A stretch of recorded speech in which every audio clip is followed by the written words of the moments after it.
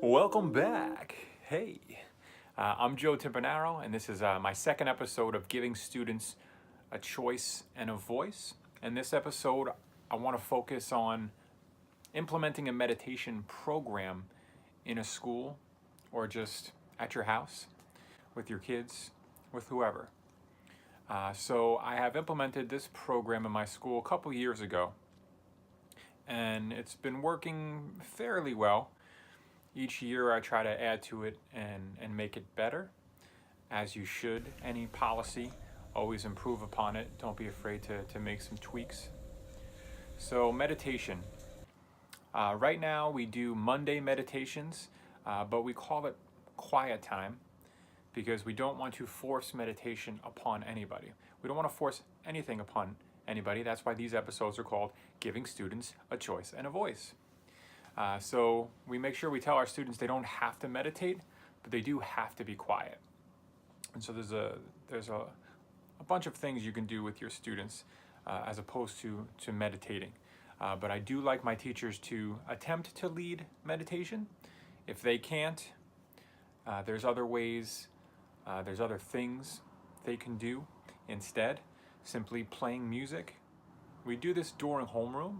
So it's not during instructional time, although I encourage you to use meditation during instructional time. I used to use it in my classroom before big tests to deal with test anxiety. And I'm going to show you some data from my school, from my kids, and we're going to see their reasons why they meditate. And so I'll share that a little bit later. But for now, step one. Step one would be to train your staff.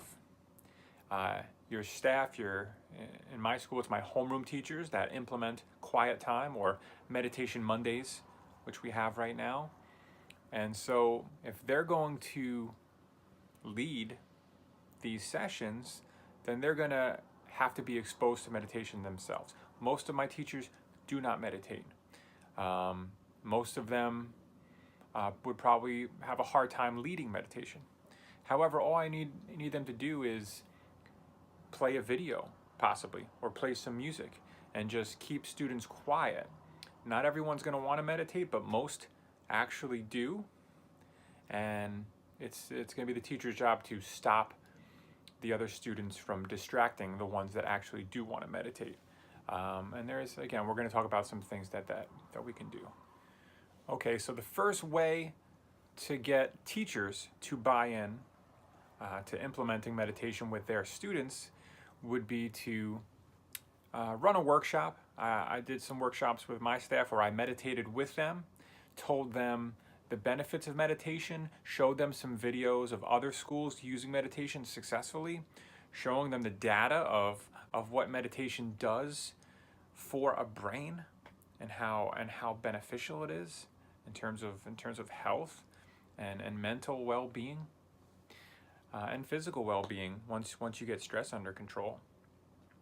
So after you get your staff to meditate and give them instructions on how to run a 10-minute quiet time meditation, then it's time to train your students. I wouldn't just train the staff and then say, okay, staff, go meditate with the students, good luck.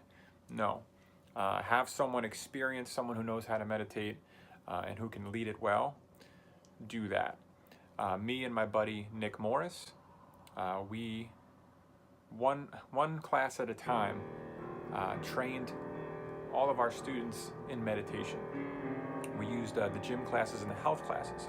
So instead of going to gym or health, one day you would come with me and my buddy Nick, and he's a musician.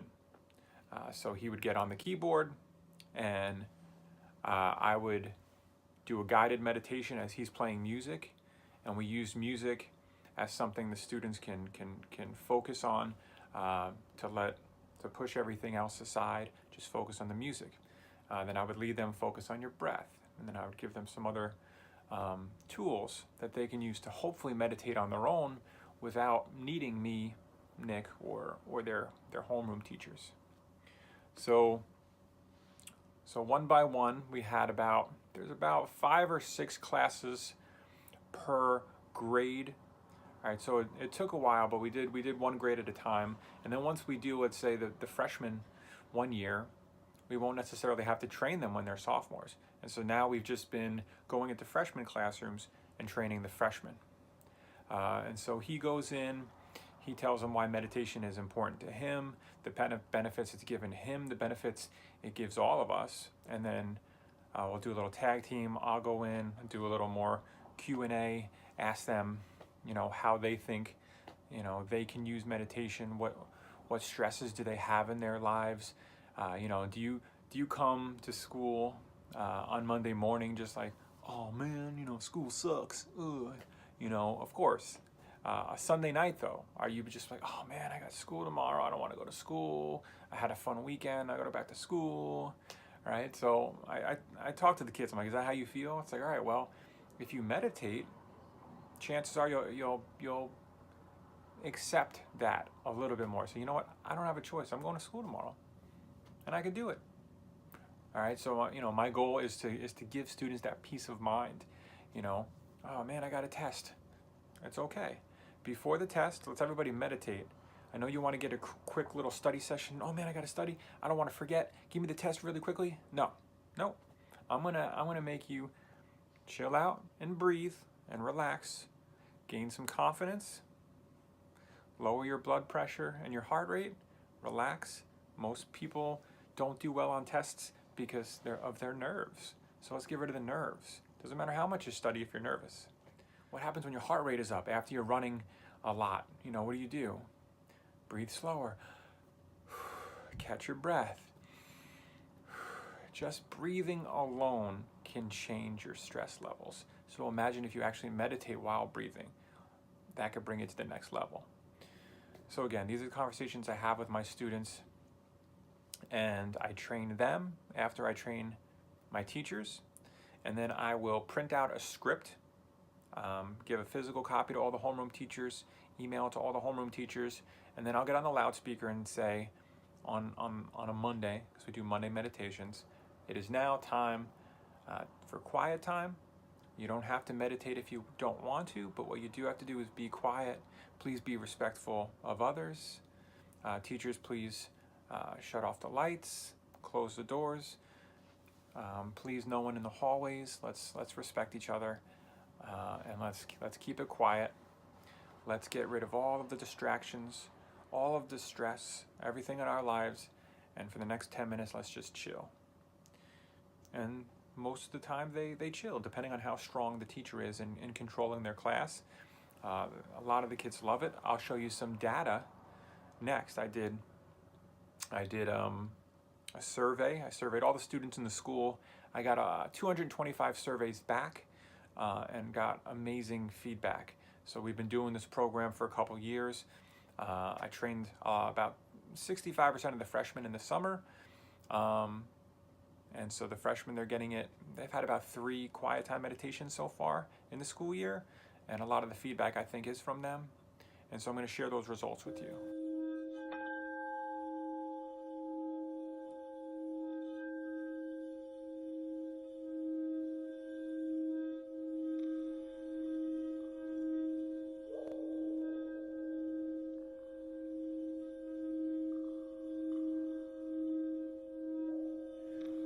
So right now, while I have you, just a quick thing you can do with your students to ease them into meditation, because meditation could be like a word they think, oh, meditation, and I'm like, you don't have to do that. Don't worry about that. All right, it's just breathing. Let's just breathe and get our minds right. So one thing I like to do is called the 3/8. So what you do is you breathe in for an 8 count. All the way in, fill up your lungs, hold it for 8, and then you would breathe out for 8, really emptying your lungs all the way completely, all the way. Repeat that 3 or 4 times, really just filling up your lungs, emptying your lungs completely. And then that'll already start to relax everybody a little bit and ease them into a meditation, or just do that for quiet time. All right, just start by breathing. couple other tips is give your breath a color. Close your eyes, imagine your breath going in and out, and give it a color, and just focus on that breath, pushing everything else away, all your thoughts, all the distractions away. All right, so 2 things students really like a lot, not just to meditate with, but we also have cool-down sessions for students who lose control in class. They can come and cool down for 10 minutes or more, depending on the student, and then we get them back to class. But while they're cooling down, I have a singing bowl in my office, and you've heard this sound earlier in the video. For music, this tone really is a relaxing high frequency tone, and you can hit it, or you can, the kids like to do this, which is make it sing. This is the singing bowl. And it's meditative in itself because you're focusing on making the sound higher or lower or consistent.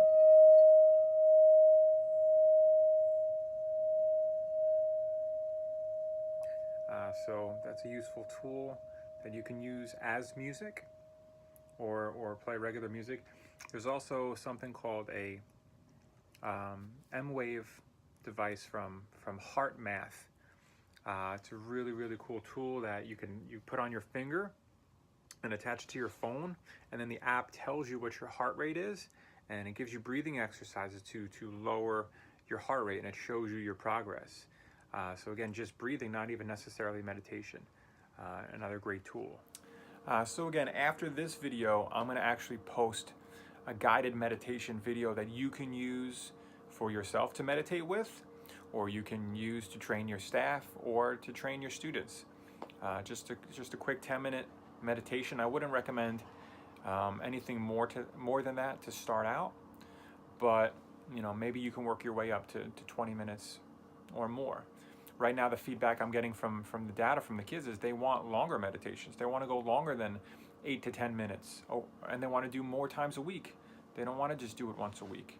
And again, this isn't taking away from instructional time. So they're not asking to miss class for this. This is their free time, and they're asking to meditate more during their free time, and that's big. Okay, so that's all from me today. Thanks for watching. Please subscribe and all that, blah, blah, blah. But for real, I'm doing these videos because I do think they can help. I know they're helping my students. So, ciao.